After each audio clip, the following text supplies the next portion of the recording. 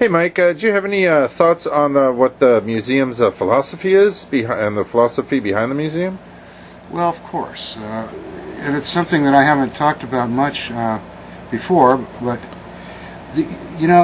one of the things that I'm trying to do with our museum here is I'm trying to educate the public at large.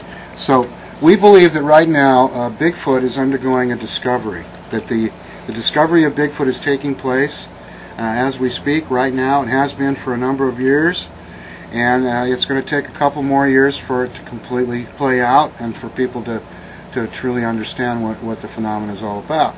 So in doing that, I've tried to stay in a neutral position where I don't cop attitudes about certain aspects or hypotheses that have been put forth about Bigfoot, to try and bring it all together so the public at large can get an overview and make it palatable and understandable to the public at large. Because if they go on and they start reading websites and stuff and they start seeing all the bickering that goes on between the Bigfoot groups, that doesn't help them. That only hinders them having an understanding of the importance of this subject as a subject of inquiry. And that, after all, the inquiry is the important aspect here. The fact that what we're trying to do is solve a mystery. This is something that's been going on for, well, since the beginning of recorded history. People have talked about there being hairy wild men living in the woods. And, we have this easy way to explain it off as being psychological, some kind of a legend. But on the other hand, we have all these eyewitnesses. And that's what, when we get down to the eyewitnesses, this is the crux of the whole problem here.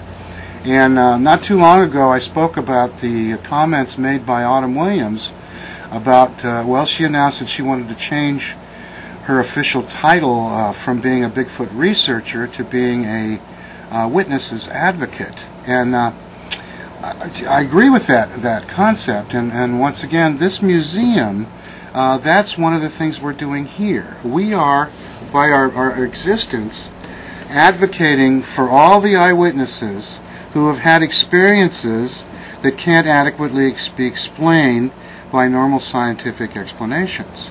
In other words, our scientists have failed to convince us that they have all the answers when it comes to experiences that people are having.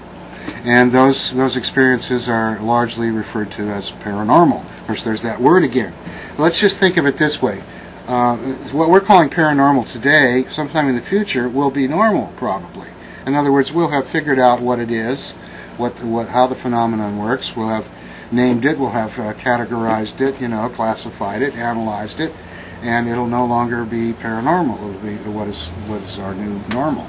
So all we're doing here is working with solving mysteries based on what is largely anecdotal eyewitness testimony. And that is one of the most important functions of our museum, is to be advocates for witnesses. Because, you see, I've developed a map in here of our local sighting reports, which developed automatically via the people coming in with their stories.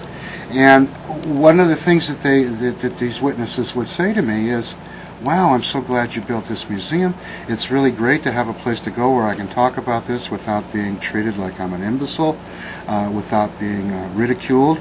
And it's also been great to find out that other people have seen these things in this area, because after a while, people start to doubt their own sanity. I mean, you have an experience, you see something that supposedly doesn't exist. Your mind says that you saw it, that it does exist. Your eyes are telling you this is what it looks like. And then you try to share that information. Other people tell you you're crazy. Such a thing can't be. And then, this goes on and on and on until finally you start to doubt your own sanity. And you start to wonder if maybe I'm wrong. Maybe I really didn't see that thing. And everybody else is right who says that it doesn't exist.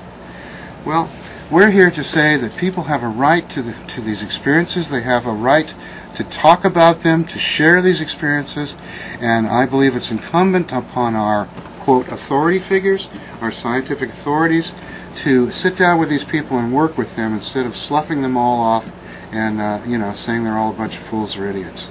So witness advocacy is something that all researchers who are making any kind of attempt to share information with the public at large, that's something we're all doing. And something we should continue to do, and it's a very important thing. Because people who have extraordinary experiences, like seeing a Bigfoot, need to be protected from all the skeptics who want to give them a hard time.